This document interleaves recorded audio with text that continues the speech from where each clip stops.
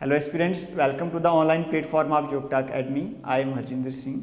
आज आपके सामने लेके आया हूँ इलेक्ट्रिसिटी एंड मैग्नेटिज्म का लेक्चर। इसको हम एमसीक्यू के थ्रू डिस्कस करेंगे। तो आज का लेक्चर स्टार्ट करने से पहले आपके सामने अनाउंसमेंट है।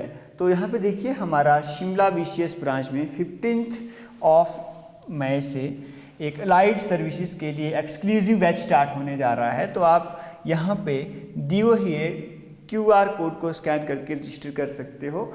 ये जो हमारी क्लासेस हैं ये ऑनलाइन रहने वाली है, ऑफलाइन भी होंगी। साथ में आपको इसके रिकॉर्डेड लेक्चर भी प्रोवाइड किए जाएंगे। तो आप दिए हुए स्क्रीन पे नंबर पे भी कांटेक्ट कर सकते हैं 8628864475 पे। तो आज का लेक्चर यहीं से स्टार्ट करते हैं। तो our first question is this. पहला क्वेश्चन है unit of electric current is. तो यहाँ पे इलेक्ट्रिक करंट की यूनिट्स आपके पास दे रखी हैं। First option is coulomb per second, second one is ampere, third one is ohm and last one is coulomb into second. तो स्टूडेंट्स, जब भी हम यहाँ पे इलेक्ट्रिक करंट की बात करते हैं तो what is an electric current. मान के चलिए हमारे पास कोई भी कंडक्टर है, इसमें से चार्ज फ्लो कर रहा है। तो अगर हम यहाँ पे देखें, ये इलेक्ट्रिक कंडक्टर है, यहाँ पे इसके क्रॉस सेक्शन एरिया और यहाँ पे भी क्या है, क्रॉस सेक्शन एरिया। तो what is electric current? Electric current is the charge पर यूनिट टाइम। किसी क्रॉस सेक्शन एरिया में से कितना चार्ज पर यूनिट टाइम पास कर रहा है, वो क्या होता है, इलेक्ट्रिक करंट होता है। तो इसमें से कितने टाइम में कितना चार्ज यहाँ पे फ्लो कर रहा है। तो charge flowing per unit time is the electric current. तो यहाँ पे हमने देखा I = Q/T। तो जो चार्ज की यूनिट होती है, unit of charge will be coulomb and unit of time will be second. तो हमारे पास जो करंट की यूनिट बनी वो बनी कूलम पर सेकेंड।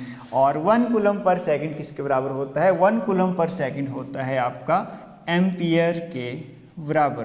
तो SI unit of current is ampere and 1 ampere is equal to coulomb per second. तो यहाँ ऑप्शन से देखा जाए तो कूलम पर सेकेंड हमारे पास यूनिट होगी और जो दूसरा आंसर है दैट इज एम्पियर। अगर यहाँ पे ओम की बात करें, ohm is the unit of resistance not current.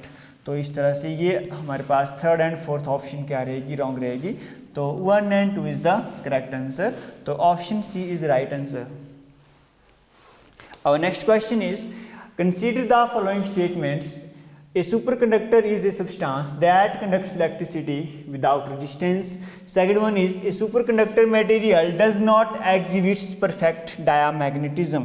तो स्टूडेंट्स, यहाँ पे बात हो रही है सुपर कंडक्टर की। कोई भी मटेरियल सुपर कंडक्टर की तरह कब बिहेव करता है। तो स्टूडेंट्स, कुछ हमारे पास ऐसे मेटल्स होते हैं, कुछ ऐसे एलॉयज होते हैं जो जब आप उसको बहुत कम टेम्परेचर पे रखते हो, मतलब टेम्परेचर बहुत कम डिक्रीज कर देते हो, तो एक पर्टिकुलर टेम्परेचर के बाद उनका जो रेजिस्टेंस है वो कितना हो जाता है, 0 हो जाता है। तो एक सुपर कंडक्टर की तरह वो बिहेव करना स्टार्ट कर देते हैं। ओके, अब जिस टेम्परेचर पे वो एक सुपर कंडक्टर की तरह बिहेव करना स्टार्ट करते हैं, उस टेम्परेचर को बोला जाता है क्रिटिकल टेम्परेचर। ओके, उस टेम्परेचर को बोला जाता है क्रिटिकल टेम्परेचर। जैसे फॉर एग्जांपल मरकरी की हम बात करते हैं। ये जो मरकरी मेटल है, अगर हम इसको कूल डाउन करते हैं राउंड अबाउट 4.2 केल्विन पे, तो जब भी टेम्परेचर 4.2 केल्विन होगा या इससे कम होगा, तो उस केस में ये जो मेटल है ये एक सुपर कंडक्टर की तरह बिहेव करना स्टार्ट करने लग जाती है। ओके स्टूडेंट्स, अब दूसरी अगर हम यहाँ पे बात करें, super conductor material does not exist perfect diamagnetism. तो स्टूडेंट्स, अगर हम यहाँ पे देखें डायामैग्नेटिज्म के बारे में, तो उससे पहले आपको मैग्नेटिक प्रॉपर्टीज़ के बारे में पता होना चाहिए। जो मैग्नेटिज्म होता है वो 3 तरह का देखने को मिलता है जो मटेरियल्स होते हैं। वन इज हमारे पास होगा डायामैग्नेटिक मटेरियल। सेकेंड वन जो मटेरियल होते हैं magnetic, that is paramagnetic. And third one is ferromagnetic. जो डायामैग्नेटिक मटेरियल्स होते हैं, these are feebly repelled by magnetic field. और अगर हम पैरामैग्नेटिक मटेरियल की बात करें, these are feebly attracted by magnetic field and ferromagnetic materials are strongly attracted by the magnetic field. तो हमने देखा मैग्नेटिक प्रॉपर्टी के हिसाब से देखा जाए तो जो डायमैग्नेटिक मटेरियल्स होते हैं दीज आर वीकली या फिर feebly repelled by the magnetic fields. तो ये जो सुपर कंडक्टर्स होते हैं these are diamagnetic in nature. इस चीज़ का ध्यान देना, अगर आप इसको मैग्नेटिक फील्ड में रखते हो तो उस केस में जो मैग्नेटिक फील्ड ऑफ लाइंस हैं इसमें से क्रॉस नहीं करेगी, इसमें से थोड़ा बाहर से होकर हुए चली जाएंगी। तो ये जो सुपर कंडक्टर्स होते हैं ये क्या होते हैं, आपके डायमैग्नेटिज्म की प्रॉपर्टी शो करते हैं। अब इसको चेक करने के लिए हमारे पास एक इफेक्ट है, दैट इज मीजनर्स इफेक्ट। अब अकॉर्डिंग टू मीजनर इफेक्ट यहाँ पे देखिए, जब भी आप किसी भी सब्सटेंस को क्या करते हो, सुपर कूल करते हो, तो उस केस में मान के चलिए हमने इसको किसी मैग्नेटिक फील्ड में रखा, तो जो मैग्नेटिक फील्ड ऑफ लाइंस हैं वो इसमें से नहीं पास करेंगी, इसमें से थोड़ा पास में से होके हुए आगे ट्रैवल कर जाएंगी। तो हमने देखा कि ये जो सब्सटेंस है मैग्नेटिक फील्ड ऑफ लाइंस इसमें से पास नहीं की, इससे क्या होगी, रिपेल होगी। तो इसी प्रॉपर्टी को क्या बोलते हैं हम, डायामैग्नेटिज्म बोलते हैं। तो कोई भी सुपर कंडक्टर होगा वो किसकी प्रॉपर्टी शो करता है, डायामैग्नेटिज्म की प्रॉपर्टी शो करता है। तो जो सेकंड स्टेटमेंट है इट विल बी रॉन्ग, तो our right answer will be only 1। Next question is consider the following statements: filament of electric bulb is made up of tungsten, and second statement is melting point of tungsten is 422 degree Celsius. तो students जब हम electric bulb की बात करते हैं तो उसका जो फिलामेंट है वो किससे बना होता है, और टंगस्टन से बना होता है। तो first statement is right. Second one is melting point of tungsten is 422 degree Celsius which is wrong. तो स्टूडेंट्स इसका मेल्टिंग पॉइंट थोड़ा सा ज़्यादा होगा जो कि रहता है 3422 डिग्री सेल्सियस के नियर बाई। आप इसको बोल सकते हो राउंड अबाउट 3400 डिग्री सेल्सियस के करीब। तो सेकंड जो ऑप्शन है वो क्या रहने वाली है, इनकरेक्ट। तो our right answer will be only 1। Our next question is filament of halogen lamp is an alloy of. तो स्टूडेंट्स अगर हम हैलोजन लैंप्स की बात करें तो जो हैलोजन लैंप्स है ये फोटोग्राफी वगैरह में यूज़ किए जाते हैं। तो इनकी जो लाइट्स होती है जनरली कैसी होती है, येलोइश नेचर की होती है। तो जब हम हैलोजन लैंप की बात करें तो ये जो अलॉय होता है ये बना होता है टंगस्टन प्लस सोडियम मेटल का। ओके, और यहाँ पे देखा जाए तो ऑप्शन रहने वाली है हमारी, ये है option C, tungsten and sodium. और जो येलो कलर होता है it is due to the sodium. Okay, तो चलते हैं नेक्स्ट क्वेश्चन पे। Our next question is which of the following statement is are correct. First one is dynamo is a machine which is used for conversion of mechanical energy to electric energy. Second statement is dynamo work upon the principle of electromagnetic induction and और third statement is commutator is used to convert AC generator to DC generator. तो students यहाँ पे देखो इस question में हमारे पास generator की बात हो रही है, कम्यूटेटर की बात हो रही है, डायनेमो की बात हो रही है। तो अगर मैं आपको यहाँ पे बता दूँ व्हाट इज डायनेमो, तो dynamo is a machine which convert the mechanical energy into the electrical energy. तो जो इलेक्ट्रिक एनर्जी होती है इट में बी एसी और इट में बी डीसी।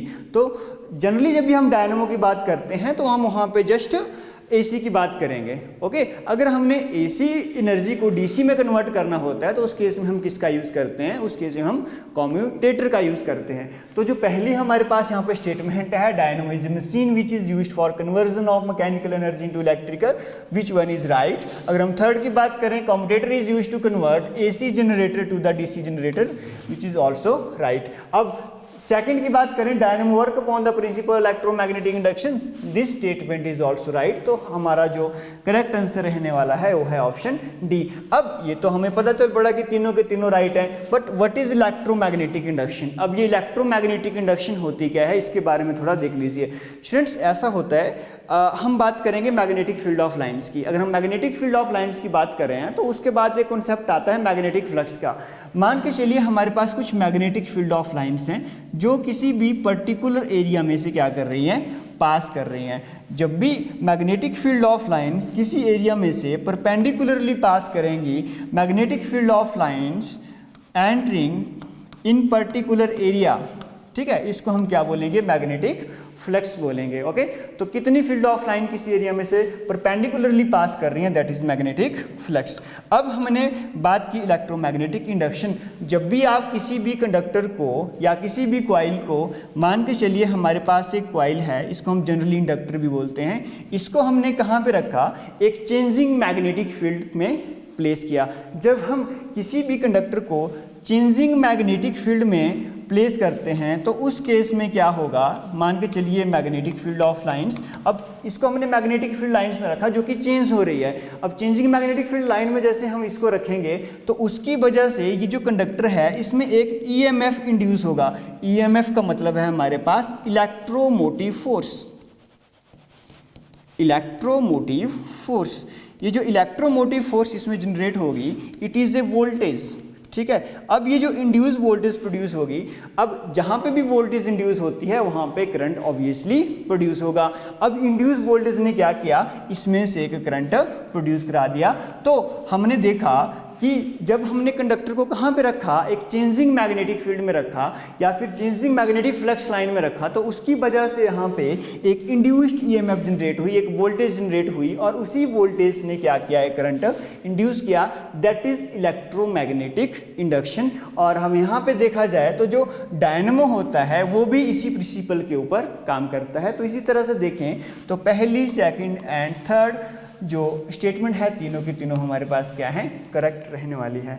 अब यहाँ पे देखिए स्टूडेंट्स, हमारे पास एक डायनेमो है या फिर इलेक्ट्रिक जनरेटर है, इसमें हमारे पास दो मैग्नेट दे रखे हैं जिसमें नॉर्थ एंड साउथ पोल्स हैं। अब जो मैग्नेटिक फील्ड ऑफ लाइन्स है वो कहाँ से कहाँ पास करेगी, उसमें जो मैग्नेटिक फील्ड ऑफ लाइन्स हैं वो नॉर्थ टू साउथ पास करती है और बीच में इसमें एक आर्मेचर कॉइल दी होती है। जो आर्मेचर कॉइल है इसमें जो वाइंडिंग्स की होंगी वो किसकी होंगी, कॉपर की, और साथ में ही इसमें कुछ स्लिप रिंग्स दिए होते हैं जिसको कार्बन ब्रशेस के साथ कनेक्ट किया होता है। और जैसे ही ये आर्मेचर कॉइल इस मैग्नेटिक फील्ड में रोटेट करेगी, अब रोटेशन की वजह से क्या होगा, ये जो आर्मेचर कॉइल है इसमें जो मैग्नेटिक फ्लक्स ऑफ लाइंस हैं क्या होगी, चेंज होगी। जैसे magnetic flux of lines change होगी उसकी वजह से इसमें करंट इंड्यूस होगा और वही जो आगे करंट इंड्यूस होगा वही हमारा क्या बनेगा, एसी या डीसी में यूज़ होने वाला है। जब अगर आपने एसी को डीसी में कन्वर्ट करना है जनरेटर में तो उस केस में हम किसका यूज़ करते हैं, कम्यूटेटर का। और जो कम्यूटेटर यूज़ होता है वो कुछ नहीं है but these are split rings. जो स्प्लिट रिंग्स यूज़ होंगे एसी जनरेटर को डीसी में कन्वर्ट करने के लिए यहाँ पे यूज़ होते हैं। आपको ज़्यादा यहाँ पे इतना ध्यान नहीं देना, बस इसी के ऊपर फोकस करना है। ओके, तो इस तरह से था हमारा dynamo. Next question is match the list 1 and list 2 and choose the correct answer from the given options.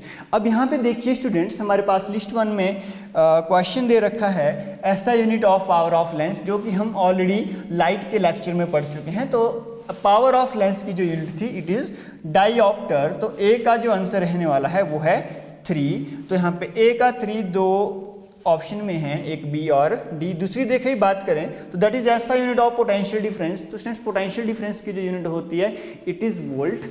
तो सेकंड का रहने वाला है 1। तो बी का हमारे पास 1, तो बी का 1 हमारे पास ऑप्शन डी में आ रहा है। थर्ड देखा जाए पोटेंशियल डिफरेंस बिटवीन 2 पॉइंट, तो जो पोटेंशियल डिफरेंस होता है ये होता है वर्क अपॉन चार्ज, इसके बारे में भी हम डिस्कस करेंगे। तो सी का हमारे पास 4 आ रहा है। SI unit of electric charge, जो इलेक्ट्रिक चार्ज की यूनिट है दैट इज कूलम। तो डी ऑप्शन का रहने वाला है हमारे पास यहाँ पे सेकंड। तो इस तरह से देखा जाए तो और right answer will B D. तो स्टूडेंट्स यहाँ पे अगर हम पोटेंशियल डिफरेंस की बात करें तो व्हाट इज पोटेंशियल डिफरेंस। अब लेट हमारे पास कोई इलेक्ट्रिक सर्किट है, इसमें एक लोड लगा है या आप इसको रेजिस्टेंस भी बोल सकते हो।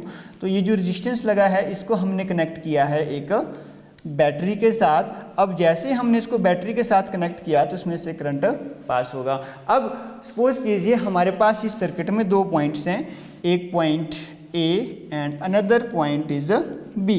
अब आपको ये चीज़ भी पता है कि जब हमने इस सर्किट को क्लोज किया तो इसमें से इलेक्ट्रिक करंट पास होगा। अब जो इलेक्ट्रिक करंट है वो क्या होता है, इलेक्ट्रिक करंट होता है चार्ज पर यूनिट टाइम, कि कितना चार्ज कितने टाइम में फ्लो हो रहा है। तो अगर हम यहाँ पे पोटेंशियल डिफरेंस की बात करें तो मान के चलिए पॉइंट ए से पॉइंट बी तक चार्ज को ट्रैवल कराने के लिए कितना वर्क कराना पड़ा। तो जैसे हम पोटेंशियल डिफरेंस की बात करते हैं तो potential difference is nothing but work done in taking a charge from one point to the another point. तो potential difference is equals to work upon charge.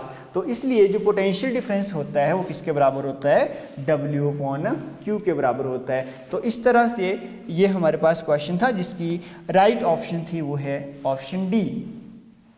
अब नेक्स्ट क्वेश्चन है domestic electric wiring is basically हमारे पास बोला है series connection, second one is parallel connection, third one is combination of series and parallel connection and last one is series connection within each room and parallel connection elsewhere। तो यहाँ पे देखा जाए students domestic electric wiring की जो घरों में actual में पावर सप्लाई यूज़ होती है वो सीरीज होती है पैरेलल, तो उसको करने से पहले हमें सीरीज और पैरेलल कनेक्शन को समझना जरूरी हो जाता है। तो यहाँ पे देखिए सीरीज कनेक्शंस क्या होते हैं। अगर हम यहाँ पे जनरली सीरीज कनेक्शन की बात करें, मान के चलिए हमारे पास 3 रजिस्टेंस दे रखे हैं जो कि हैं R1, R2 एंड R3। जब भी आप इन रजिस्टेंसेस को एंड टू एंड कनेक्ट करेंगे, एंड टू एंड मीन्स इसके साथ दूसरा यहाँ पे कनेक्ट किया और यहाँ पे दूसरे के साथ तीसरा कनेक्ट किया, तो इस तरह के जो कनेक्शन है उसको बोलेंगे हम एंड टू एंड कनेक्शन। अब यही एंड टू एंड क्या कहला जाते हैं, सीरीज कनेक्शन। जब भी हम इसको किसी बैटरी के साथ कनेक्ट करेंगे, अब हमने यहाँ पे क्लोज सर्किट बना दिया। अब जैसे ही क्लोज सर्किट बनाया इसमें से क्या होगा, एक पर्टिकुलर करंट पास करना स्टार्ट करेगा। अब जितना करंट इस रेजिस्टेंस में से जाएगा उतना ही दूसरे में से जाएगा और उतना ही तीसरे में से जाएगा। बट अगर हम यहाँ पे वोल्टेज की बात करें या फिर ईएमएफ सोर्स की बात करें, ईएमएफ सोर्स मतलब यहाँ पे जिससे हमने वोल्टेज सप्लाई की, अब जितनी हमने यहाँ पे वोल्टेज सप्लाई की वो कुछ वोल्टेज सप्लाई R1 के क्रॉस ड्रॉप होगी, कुछ R2 के क्रॉस होगी, कुछ R3 के क्रॉस ड्रॉप होगी। तो हमने देखा कि जो तीनों रेजिस्टेंस थे इसमें अलग अलग वोल्टेज ड्रॉप हो रही है। बट अगर हम यहाँ पे सिर्फ करंट की बात करें तो तीनों के तीनों रेजिस्टेंस में सेम करंट पास हो रहा है। अगर हम यहाँ पे एक चीज़ और देखें, अगर सर्किट में कहीं भी प्रॉब्लम आ जाती है या फिर कोई यहाँ पे रेजिस्टेंस खराब हो जाता तो उस केस में ये जो क्लोज सर्किट है ये भी क्या हो जाएगा, खराब हो जाएगा। तो इसका मतलब ये सर्किट काम नहीं करेगा। और अगर हम यहाँ पे पैरेलल कनेक्शन की बात करें तो पैरेलल कनेक्शन कैसे होता है, मान के चलिए हमारे पास 2 एंड्स हैं A एंड B, तो इसके बीच में हमने यहाँ पे रेजिस्टेंस को ड्रॉ किया। सपोज के लिए दिस इज R1 एंड दूसरा रेजिस्टेंस हमारे पास है R2 एंड जो तीसरा रेजिस्टेंस है दिस इज R3। अब इसको हमने एक बैटरी के साथ यहाँ पे कनेक्ट किया है। इसमें अगर आप यहाँ पे देखोगे तो जो वोल्टेज यहाँ पे होगी बैटरी के क्रॉस वो सेम वोल्टेज R1 के क्रॉस भी होगी, R2 के क्रॉस भी होगी और R3 के क्रॉस भी होगी। बट जो करंट यहाँ से पास करेगा वो 3 currents I1, I2 and I3 में क्या होगा, डिस्ट्रीब्यूट होगा। अगर हम इस पैरेलल कनेक्शन की बात करें, अगर इस पैरेलल कनेक्शन में मान के चलिए कोई सर्किट खराब हो जाता है, कोई ब्रांच यहाँ पे खराब हो जाती है तो उसका इफेक्ट दूसरे वाले ब्रांचेस पे नहीं पड़ेगा। तो इसलिए जो घरों में पावर सप्लाई यूज़ की जाती है जिसमें हम फैन चलाते हैं, टीवी चलाते हैं या फिर कुछ और भी एप्लीकेंसेस चलाते हैं, अगर एक ब्रांच में कोई प्रॉब्लम आती है तो उसका इफेक्ट दूसरे के ऊपर नहीं पड़ता। ओके, तो आपको पैरेलल में एक चीज़ याद रखनी है, जो पैरेलल कनेक्शन होते हैं उसमें हर एक ब्रांच में जो वोल्टेज होती है वो सेम होती है, दूसरी बात जो करंट होता है वो डिफरेंट होता है। और अगर किसी सर्किट में प्रॉब्लम आ जाती है ब्रांच में तो उसका इफेक्ट दूसरे के ऊपर नहीं पड़ता। तो इसलिए जो घरों में सप्लाई यूज़ होती है वो कैसी होती है, पैरेलल सप्लाई यूज़ होती है। अब यहाँ पे देखो जो घरों में कनेक्शन आता है वो कैसा है, सबसे पहले हमारे पास लाइव वायर है और दूसरी कैसी होती है, न्यूट्रल। जब भी आपने सप्लाई देखी हुई घरों में आती हुई तो यहाँ पे 2 वायर्स होती हैं, एक लाइव होती है और दूसरी कैसी होती है, न्यूट्रल वायर होती है। अब उसके बाद यहाँ पे एक फ्यूज़ लगा होता है। ओके, यहाँ पे क्या लगा होगा, एक फ्यूज़ वायर लगी होगी। ये जो फ्यूज़ वायर होती है ये लाइव वायर के साथ कनेक्ट होती है। अब ये जो फ्यूज़ वायर है ये किससे बनी होती है, fuse wire is generally the alloy of tin plus lead.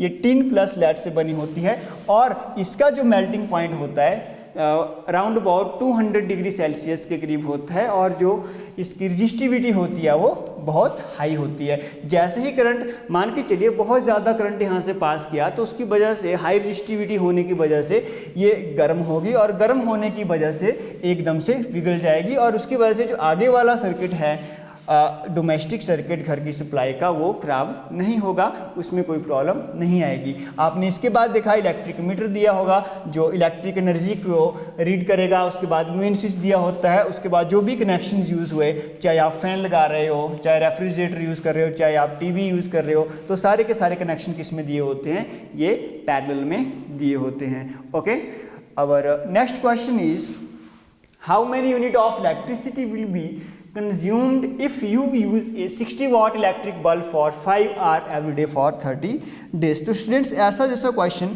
Previous year में Himachal Pradesh administrative services exam में पूछा गया था। तो अगर हम यहाँ पे घर में डोमेस्टिक सप्लाई की बात करें, commercial unit of electric energy की बात करें, जो इलेक्ट्रिक एनर्जी की जो कमर्शियल यूनिट है वो होती है kilowatt hours. Kilowatt hour is the commercial unit of electric energy. But अगर हम यहाँ पे इलेक्ट्रिक पावर की बात करें तो what is electric power? Electric power is equals to energy per unit time. तो यहाँ से अगर हम एनर्जी की बात करें तो एनर्जी बन जाएगी पावर इनटू टाइम।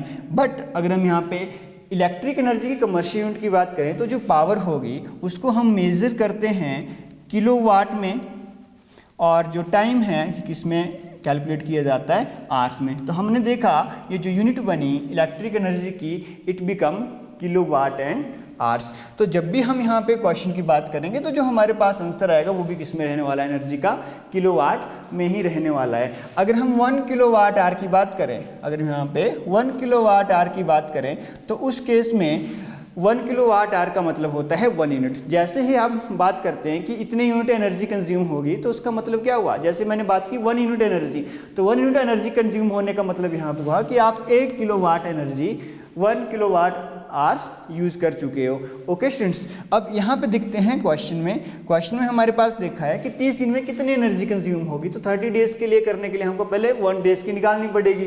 तो हमें पता है कि एनर्जी हमारे पास होती है पावर इनटू टाइम। पावर हमें किलोवाट में चाहिए और टाइम हमारा आवर्स में होना चाहिए। यहाँ पे जो पावर दे रखी है वो 60 वाट है, इसको हमको किलोवाट में कन्वर्ट करना है। तो 60 को किलोवाट में कन्वर्ट करने के लिए we have to divide by 1000, and जो 5 था यहाँ पे 5 आवर्स का तो 5 ही रहने वाला है। इसको सॉल्व करेंगे तो हमारे पास बनेगा कट करके 0.3 किलोवाट आवर। ये हमारे पास बना 0.3 किलोवाट आवर, मतलब 0.3 यूनिट। अगर एक दिन में 0.3 यूनिट यूज़ हो रही है तो 30 डेज़ में कितनी होगी, 0.3 को 30 से हमें मल्टीप्लाई करना पड़ेगा। जब भी आप इसको सॉल्व करोगे तो हमारे पास जो आंसर बनेगा वो आएगा 9 यूनिट या फिर 9 किलोवाट आवर। तो अब right answer will be option B. चलते हैं नेक्स्ट क्वेश्चन पे। अब नेक्स्ट क्वेश्चन इज, ये असर्शन रीजन का क्वेश्चन दे रखा है जो कि ट्रांसफार्मर के ऊपर है। तो असर्शन में दे रखा है transformer is used for stepping up and stepping down voltages, और दूसरी बात हो रही है transformer is a device used in DC circuits. तो यहाँ पे देखिए स्टूडेंट्स, एक्चुअल में ट्रांसफार्मर होता क्या है इसको समझ लेते हैं पहले। ये जो ट्रांसफार्मर होता है इसमें 2 कॉइल्स लगी होती हैं, एक प्राइमरी कॉइल होती है और साथ में दूसरी सेकेंडरी कॉइल होती है। और प्राइमरी और सेकेंडरी कॉइल को जो बाइंड किया होता है वो किया होता है सॉफ्ट आयरन कोर से। अब एक हमारे पास क्या होगा, यहाँ पे एक सॉफ्ट आयरन कोर यूज होती है, this is soft iron core, और इसके दोनों तरफ को क्या देखने को मिलेगा, वाइंडिंग्स देखने को मिलेगी, कॉइल्स देखने को मिलेगी। एक साइड को हमारे पास होगी प्राइमरी वाइंडिंग और जो दूसरी साइड है वहाँ पे क्या देखने को मिलेगी आपको, सेकेंडरी वाइंडिंग, जहाँ पे कोई भी लोड रेजिस्टेंस कनेक्ट किया होगा। और प्राइमरी किसके साथ कनेक्ट किया होता है, प्राइमरी एसी वोल्टेज के साथ यहाँ पे कनेक्ट किया होता है। अब काम कैसे करता है देखो, जैसे मैंने आपको बताया कि अगर हम प्राइमरी कॉइल में करंट को चेंज करेंगे, प्राइमरी कॉइल में जैसे को करंट को चेंज करेंगे, अब करंट कैरिंग कंडक्टर क्या करता है, जब भी किसी भी यहाँ पे करंट कैरिंग कंडक्टर में अगर आप मैग्नेटिक फील्ड की बात करें तो वो भी क्या होगी, इसके साथ में चेंज होगी, क्योंकि यहाँ पे जो करंट है वेरी कर रहा है। जैसे करंट वेरी करेगा तो उसके साथ में जो magnetic field of lines produce होंगी कहाँ पे, इस प्राइमरी कॉइल में, वो भी क्या होगी, साथ टाइम के साथ चेंज होगी। जैसे टाइम के साथ चेंज होगी उसकी वजह से in magnetic field of lines का इफेक्ट किस में पड़ा, सेकेंडरी कॉइल्स के ऊपर पड़ा। अब यहाँ पे क्या हुआ, जो यहाँ पे सेकेंडरी कॉइल्स है ये कहाँ पे रखा गया है? ये तो चेंजिंग मैग्नेटिक फील्ड में रखा गया है। किसकी चेंजिंग मैग्नेटिक फील्ड? कॉइल 1 की। तो हमने क्या देखा, अभी इससे पहले पढ़ा था कि जब भी किसी कंडक्टर को आप मैग्नेटिक फील्ड लाइंस में रखते हो जो कि चेंज हो रही है, तो उसकी वजह से जिस कंडक्टर को आपने मैग्नेटिक फील्ड ऑफ लाइंस में प्लेस किया है उसमें एक वोल्टेज इंड्यूस होती है जिसको हम इंड्यूस्ड ईएमएफ बोलते हैं। अब जैसे ही इंड्यूस ईएमएफ हुई उसकी वजह से इस कंडक्टर में क्या होगा? करंट पास करेगा। तो हमने यहाँ पे क्या देखा, यहाँ पे जो प्रिंसिपल यूज हुआ दैट इज म्यूचुअल इंडक्शन, आप यहाँ पे बोल सकते हैं इलेक्ट्रोमैग्नेटिक इंडक्शन। तो जो ट्रांसफार्मर वर्क करता है वो वर्क करता है इलेक्ट्रोमैग्नेटिक इंडक्शन और उसमें भी म्यूचुअल इंडक्शन के ऊपर। ओके स्टूडेंट्स, तो हमने यहाँ पे देखा जैसे जैसे यहाँ पे वोल्टेज चेंज हुई तो चेंजिंग वोल्टेज ने क्या प्रोड्यूस किया? सेकेंडरी कॉइल में चेंजिंग वोल्टेज प्रोड्यूस की। और चेंजिंग वोल्टेज से क्या प्रोड्यूस हो रहा है? यहाँ पे चेंजिंग करंट प्रोड्यूस हो रहा है। तो इसलिए जो ट्रांसफार्मर है इसी के बेस पे दो तरह का होता है, one is step up transformer and another one is step down transformer. One is step up transformer, another one is step down transformer. Step up का मतलब आप इनपुट वोल्टेज जो है उसको क्या कर रहे हो? एम्पलीफाई कर रहे हो, ज़्यादा कर रहे हो। अब स्टेप अप में क्या होगा? जो प्राइमरी वाइंडिंग होगी और जो सेकेंडरी वाइंडिंग होगी उसमें जो नंबर होंगे उनका डिफरेंस होने वाला है। जो प्राइमरी वाइंडिंग का नंबर्स है वो सेकेंडरी वाइंडिंग से क्या होगा? लेस होगा, ताकि जितनी यहाँ पे वाइंडिंग है वो यहाँ से क्या हो रही है? ज़्यादा है। अगर ज़्यादा वाइंडिंग्स है तो ज़्यादा मैग्नेटिक फ्लक्स चेंज होगा, ज़्यादा मैग्नेटिक फ्लक्स इसके अंदर आ रहा है तो उसका मतलब वोल्टेज भी क्या देखने को मिलेगी? ज़्यादा। तो स्टेप अप में क्या है? लो वोल्टेज किस में कन्वर्ट हुई? High voltage. और जो स्टेप डाउन ट्रांसफार्मर होता है उसकी जो प्राइमरी वाइंडिंग है वो ज़्यादा होंगी as compare to secondary winding. तो इस तरह से जो यहाँ पे हाई वोल्टेज है वो किस में चेंज हो जाएगी? लो वोल्टेज में चेंज हो जाएगी। ओके स्टूडेंट्स, इस चीज़ का ध्यान देना। एक चीज़ और आपको याद रखनी है, यहाँ पे ट्रांसफार्मर में अगर वोल्टेज ज़्यादा है तो वहाँ पे करंट कम होगा और जहाँ पे वोल्टेज कम है वहाँ पे करंट ज़्यादा होगा। ठीक है, आगे हमारे पास इसमें देखा जाए तो हमारे पास जो राइट आंसर है वो कौन सा रहने वाला है? Transformer is used for stepping up और stepping down voltage. This is right. Reason is transformer is a device used in DC. तो स्टूडेंट्स हमने देखा कि जो ट्रांसफार्मर है वो डीसी पे काम नहीं करता। क्यों? अगर आपने डीसी सप्लाई एकदम से दे दी तो जो डीसी सप्लाई किसी भी कंडक्टर में से पास करेगी तो जो मैग्नेटिक फील्ड ऑफ लाइंस हैं वो भी क्या होने वाली है? वो भी यूनिफॉर्म होगी। अगर किसी कंडक्टर को आप यूनिफॉर्म मैग्नेटिक फील्ड में रखते हो तो यूनिफॉर्म मैग्नेटिक फील्ड में रखने की वजह से उस कंडक्टर में कोई इंड्यूस ईएमएफ नहीं होती। अगर इंड्यूस ईएमएफ नहीं होगी तो कोई भी करंट इंड्यूस नहीं होता। तो इसलिए जो डीसी करंट है एक यूनिफॉर्म करंट होता है, इस पे ट्रांसफार्मर वर्क नहीं करता। ये जो वर्क करेगा किसके ऊपर वर्क करेगा? एसी के ऊपर वर्क करेगा। तो इसलिए assertion is right but the reason is false. तो option C is right answer. Our next question is the device used for converting alternating current to the direct current is called। ऐसा कौन सा device है जो AC to DC convert करता है? तो students जो रेक्टिफायर्स होते हैं वो AC टू DC कन्वर्जन में यूज़ किए जाते हैं। यहाँ पे डायोड ट्रांजिस्टर वगैरह का एक तरह से यूज़ रहता है। नेक्स्ट हमारे पास है ए मोबाइल फ़ोन चार्जर इस। तो स्टूडेंट्स आपने देखा होगा कि जो घरों में सप्लाई आती है वो कितनी होती है? घरों में जो भी सप्लाई आती है इट इज़ 220 वोल्ट। ये जो 220 वोल्ट है it is also the RMS value of AC। RMS का मतलब होता है यहाँ पे रूट मीन स्क्वायर वैल्यू। ये अभी हाल ही में क्वेश्चन ही भी पूछा गया था प्रीवियस आई थिंक CDS के एग्जाम में। तो जो RMS वैल्यू होती है इसी कितनी होती है? 220 वोल्ट। ये घरों में सप्लाई आती है। अब ये जो 220 वोल्ट है, अब जो इलेक्ट्रॉनिक्स एप्लायंसेस है, मान के चलो मोबाइल फ़ोन है, अब वो कितने के ऊपर काम करेगा? वो तो जनरली 5 वोल्ट के ऊपर काम कर रहा है एक तरह से। तो हमने 220 वोल्ट को किस में कन्वर्ट करना है? सबसे पहले 5 वोल्ट में कन्वर्ट करना है। मतलब हमने वोल्ट को स्टेप डाउन करना है। स्टेप डाउन करना है तो इसका मतलब हमें जो ट्रांसफार्मर यूज़ होगा वो भी क्या होने वाला है? वो भी स्टेप डाउन ट्रांसफार्मर यूज़ होने वाला है। इसलिए जो राइट आंसर रहेगा अब right answer will be option D. तो इस तरह से आज का लेक्चर हमारा एंड होता है। होपफुली आपको लेक्चर अच्छा लगा होगा। तो इस तरह से आप कमेंट कीजिए, लाइक कीजिए एंड शेयर कीजिए। Thank you so much.